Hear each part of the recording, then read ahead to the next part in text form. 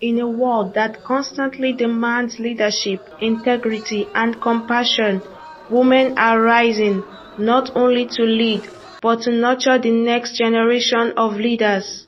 That conviction came to life at the 4th Professional Women Conference, a purposeful gathering where the theme, "Nurturing the Next Generation of Leaders," resonated through every conversation, lecture, and act of sisterhood. Here, seasoned professionals, thought leaders, and emerging voices converge to share experiences, inspire change, and plant seeds of mentorship that will flourish for years to come. Held at Lagos State University Guest House, LASU, from October 31st to November 2nd, 2025, the conference celebrated women's resilience, faith, and commitment to building a legacy of leadership for the future. Day 1 kicked off with a thought-provoking panel session centered on mentorship and the art of nurturing future leaders. Most of us, we are not encouraging that in our house. Our men are not that dressing lifestyle. And they'll tell you Pakistan in the European war, so, and you can't force them, you can't tell them they have not fulfilled the role of hijab. Because hijab has shurut. So what it means is that there is a generational gap. One of the mistakes we make is that we start thinking that the way we led our life, the next generation will lead the same way. It's wrong. Also contributing to the conversation, Hajia Kudra Omolola underscored the importance of intentional mentorship as a tool for driving societal transformation. We have a great responsibility of mentoring to this community, even to the whole human race. Because Professor Sam has said it that train a woman, train a nation. And if you look at the nation, whatever happens in that nation, look at the women. The women are positive. Because directly or indirectly, we are influencing our children directly, even our husbands. So we have a great responsibility of mentoring before us.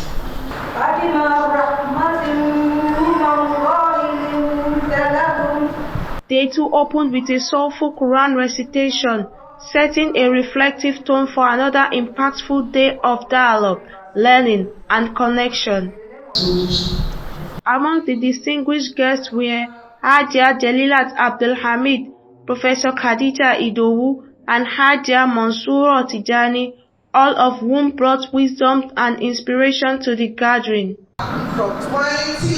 A major highlight of the day featured 2 dynamic speakers, Hajia Sherifa Yusuf Ajibade and architect Latifa Teniola Olajide, as they explore the theme, Power in Connection, Strengthening Women's Network for Community Impact.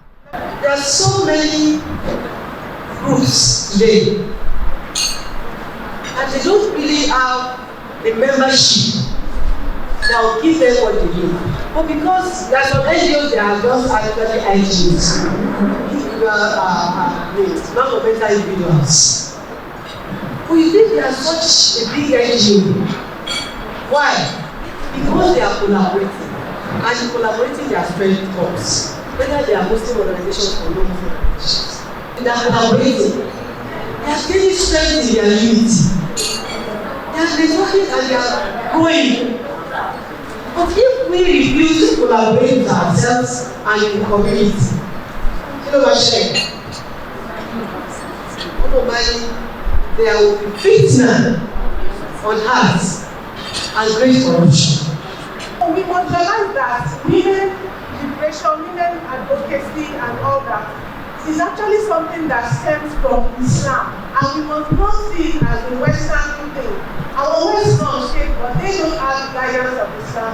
We as Muslim women have guidance and the what's it called, the guidance of Islam, so that we don't overdo it to the extreme.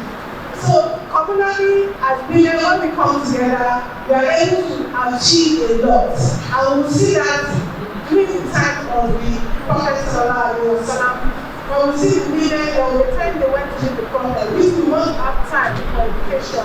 We want to have, they will go and ask them, so that they can ask Prophet questions about how they can also help themselves, empower themselves and their families. In another enlightening session, Dr. Sophia Miftah delved into the crucial intersection of leadership and mental health, reminding participants that strong leaders are those who nurture both minds and spirits. A lot of people are facing mental health stigma. Okay, mental health challenges, maybe they are depressed, or they are anxious, or they are stressed or burnout. I know recently there was one of my qualifications, she was a former variation officer with Swallow. She called me that her boss was not feeling fine, and she wanted somebody to write some investigations for her to do. That she felt maybe she was ill or she had one ailment or the other. Lo and behold, we did all the investigations and there was nothing wrong. It was just burnout, stress. Okay? It was just stress. She wasn't sleeping well, she wasn't eating well. You know, all these are very, very important things that we need to take care of and take charge of as leaders wherever we are. After a day rich with insight and inspiration, delegates bonded over lunch, a moment to underwind, reflect, and connect. Beyond the talks, the conference also featured a mini business showcase, spotlighting women entrepreneurs who are creating values and impact in their communities.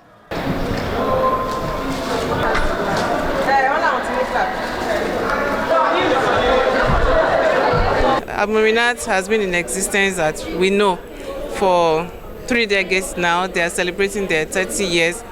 But the professional wing of Al-Muminat was established during the annual training forum, where we have the artisans, the entrepreneurs, having separate programs from the professionals.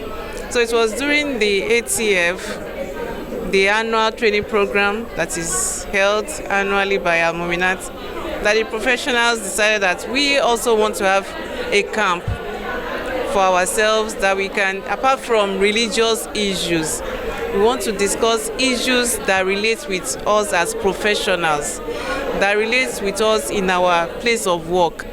Yes, we think it's high time we have to bring our younger ones on board, coupled with the challenges in our society, that there is need for a structural approach to nurturing leaders. Leaders were made.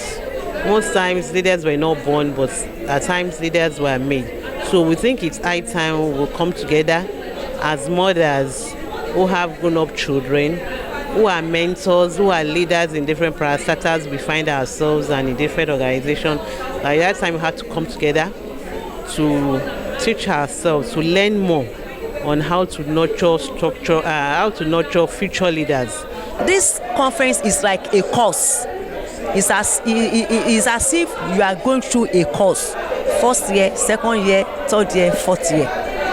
If you start a course, first, second year, and you decide to stop halfway, you might not reap the dividends of that course.